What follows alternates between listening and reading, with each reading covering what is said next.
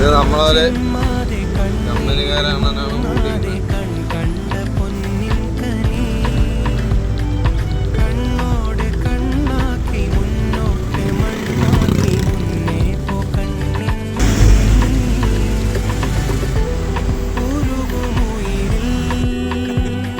ഞാൻ പറഞ്ഞ കമ്പനിക്കാരൻ തന്നെയാണ്.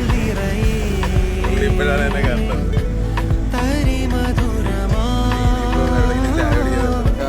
കോഴിക്കോട് ബീച്ച് എത്തിയിരിക്കുകയാണ്. റോഡ് ഇട്ടിച്ച് വന്നതാ. ബീച്ചിന്റെ അവിടെ എത്തി. പോയ വണ്ടി ഇത് പണിയായി, അവിടെ ഓഫായി പോയി. കുറച്ച് നേരം അവിടെ തണുത്തിട്ട് സ്റ്റാർട്ട് ആവണമെന്നാണ്.